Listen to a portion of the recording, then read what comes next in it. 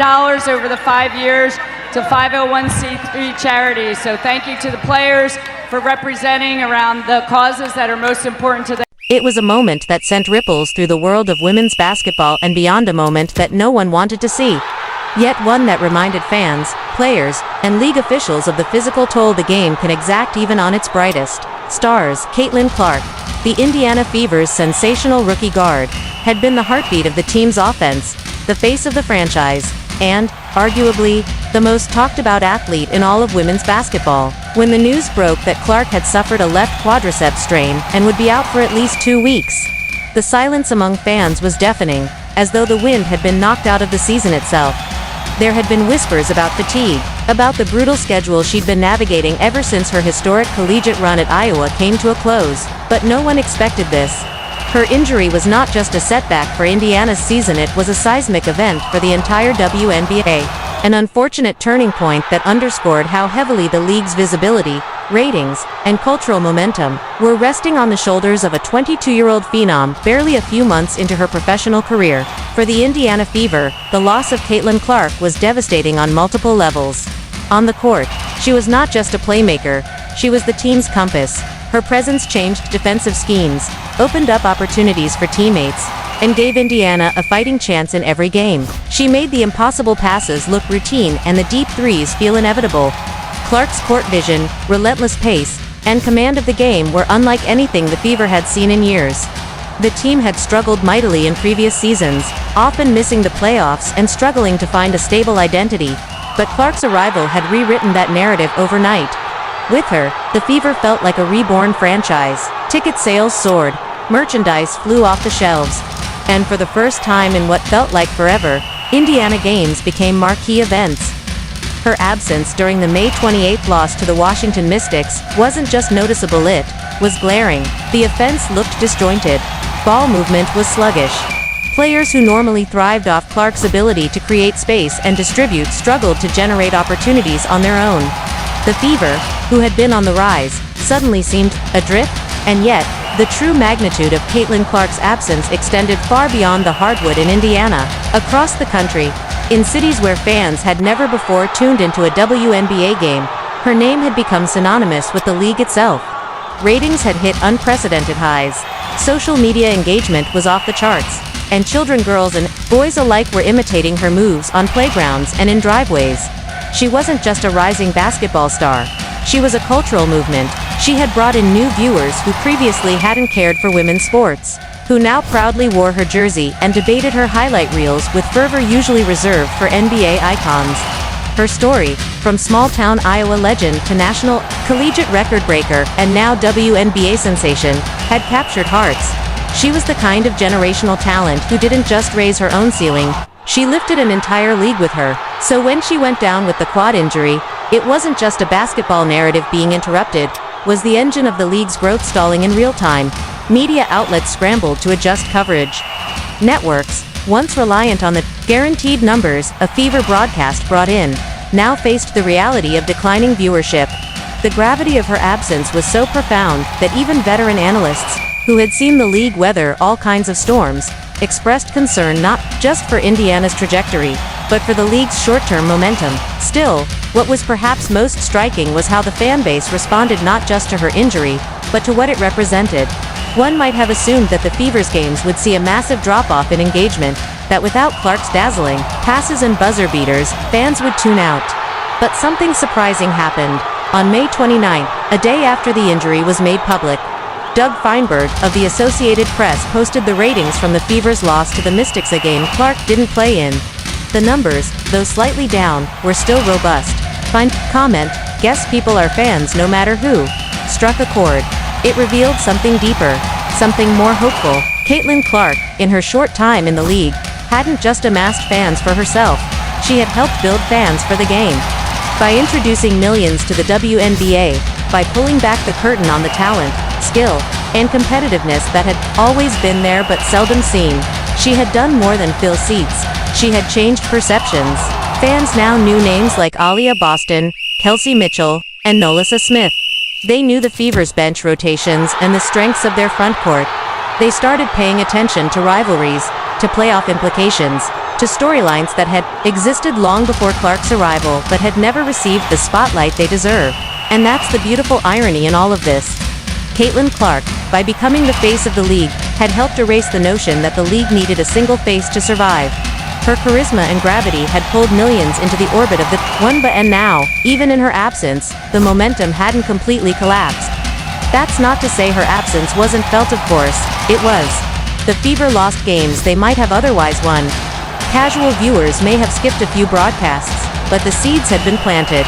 The narrative had been reshaped, and perhaps, for the first time in a long time, the WNBA felt less like it was relying on one player to carry it forward, and more like it was finally ready to run as a collective. Still, questions remain. Would Clark's injury linger beyond 2 weeks? How would the Fever adjust in her absence? Could the coaching staff retool the offense in a way that didn't rely so heavily on her orchestration? Would her minutes be monitored more strictly upon return to prevent further injury? And perhaps more pressingly, what did this mean for the league's larger commercial and media plans? Sponsorship deals, endorsement campaigns, promotional strategies had all been riding a wave that was, at its core, Clark Powell. Her face was on billboards, her voice in ads, her highlights used to market entire broadcast packages. Could the league adapt quickly enough to avoid stalling out? Could other stars, many of whom had been waiting patiently in the wings for attention, step into the void and command the stage? Interestingly, some did. In the weeks following Clark's injury, players like Aja Wilson, Breanna Stewart, Sabrina Ionescu and Arite Ogunboale rose further into the limelight. Their performances were electrifying, their leadership undeniable. Suddenly, fans who had first tuned in for Caitlin Clark were staying for the sheer level of play across the board. Debates erupted online about MVP candidates, team chemistry, and playoff seedings.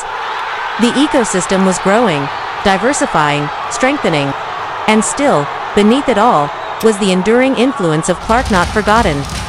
Not overshadowed, but elevated by the very movement she helped catalyze. As Clark worked through rehab, reporters caught glimpses of her determined demeanor. She wasn't sulking, she wasn't panicking. She knew the weight of the moment. She understood what her body needed and what the team required. She was methodical, in her return, focused not just on coming back, but coming back stronger, smarter, more prepared to handle the marathon of a WNBA season. In her interviews, she remained upbeat, supportive of her teammates, and intent on using the time away from play to improve mentally and emotionally. That attitude, professional, mature, resilient, only deepened the respect fans and analysts had for her.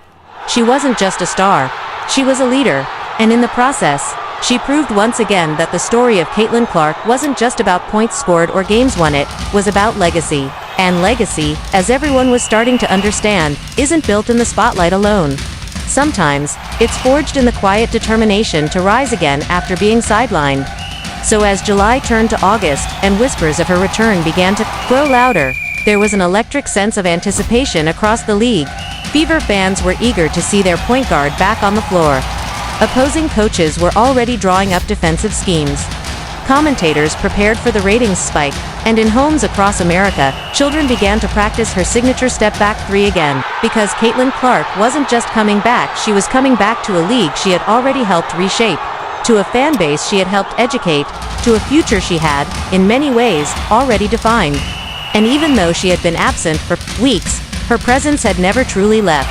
She was still there, in every rising stat, in every new fan, in every headline that no longer began with skepticism but with celebration. Her injury, painful as it was, revealed something profound, not just about her, but about the WNBA itself.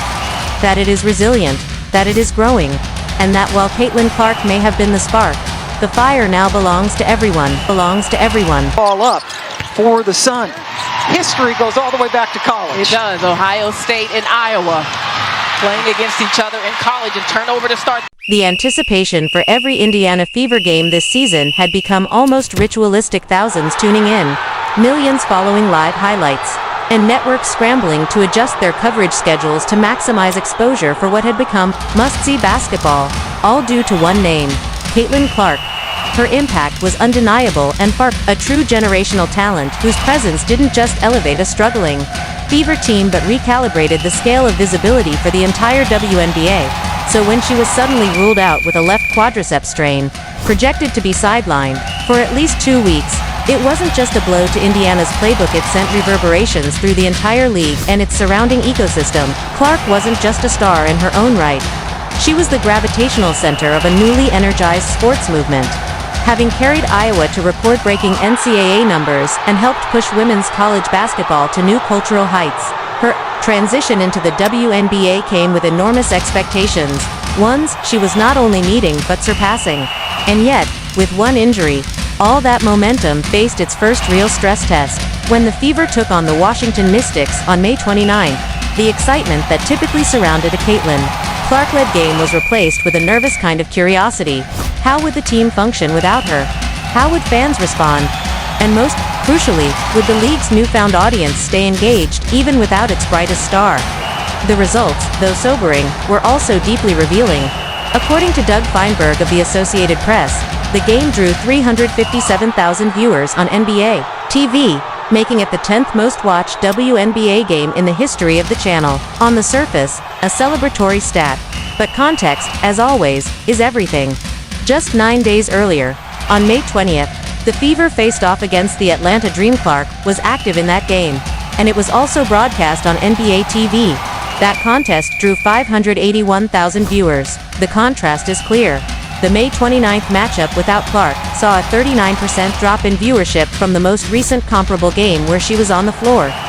A near 40% decline is staggering and not at all surprising. Clark's unique ability to command attention, both from die-hard fans and casual newcomers, had proven to be the league's greatest marketing engine. Yet, and this is where the story becomes much more complex and revealing, the 357,000 viewer figure was still strong enough to land in the top 10 all-time NBA TV broadcasts for the WNBA. This means that even without Caitlin Clark in the lineup, even without her iconic passes and logo threes, even without her magnetism pulling every camera her way, the Indiana Fever were still a draw. That shift speaks volumes. Because it means something changed. It means that the Caitlin Clark effect is not just about her, it's about the culture she's helped awaken. It's about fans who started watching to see her but stuck around because they began to see them, the whole team, the league, the competitors. The broader stories playing out across the WNBA landscape. Aaliyah Boston, last year's No. 1 pick, whose dominance in the paint is starting to catch national attention. Kelsey Mitchell's poise and lethal shooting. Nolissa Smith's growth on both ends. The Fever, for all their youth and inconsistency, had become a developing storyline that now existed even beyond Clark's orbit, and fans, perhaps for the first time in years, were beginning to understand the beauty of that evolution. The Fever's growth was no longer just a subplot in the Caitlin Clark show, was becoming a legitimate narrative in its own right. And, as for the league, these numbers presented a mixed, yet optimistic picture. Yes, Caitlin Clark's absence caused a sharp drop in viewers. And yes, the league's marketing and media push had been disproportionately dependent on her, but the residual impact, the fact that nearly 360,000 people still chose to tune in, suggested something powerful, that Clark had not just brought visibility to herself, but introduced a new demographic to the entire product.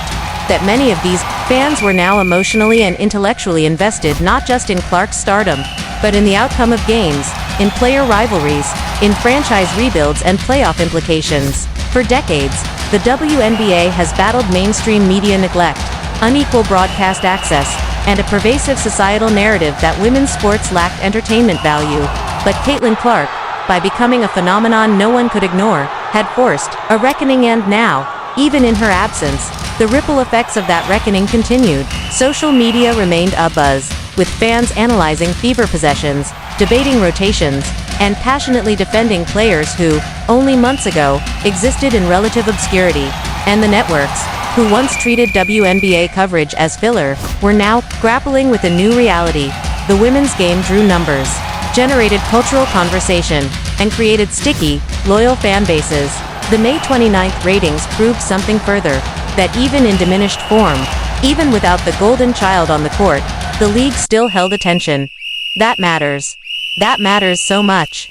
Because the sustainability of the WNBA cannot rest on the legs of one player, no matter how transcendent. And though Clark's absence exposed the league's still fragile dependency on her, it also offered an opportunity to reorient, to widen the lens, to let the spotlight stretch, to build stars and moments beyond her reach. And credit to the fans, they showed up. Not all of them, not 581,000 of them, but enough to remind everyone that the base was building. That a true movement was underway. That legacy wasn't just about rating spikes, but about retention. Meanwhile, Clark, from the sidelines, remained her ever-engaged self-coaching teammates, studying tape, cheering plays, and embodying the maturity of a veteran far beyond her years. Her injury, a reminder of the physical toll and fragility that comes with being a high-usage, high-expectation athlete, was being managed carefully. No rushed return. No corner cutting, because Caitlin Clark knows her value is not just in the now but in the long haul. And while she healed, the WNBA found itself being tested and passing, not perfectly, but promisingly. This is what evolution looks like. Painful, revealing, but necessary. And when Clark returns, as she surely will, stronger and sharper than before, she won't just be rejoining a team or a league, she'd be stepping back into a transformed landscape, one that she helped spark, but which now contains multitudes beyond her own narrative. The ratings dip was real, but so was the resilience. And for the Indiana Fever, for the league, and for every girl watching who now knows her game is worth watching, that resilience may prove to be the most important stat of all.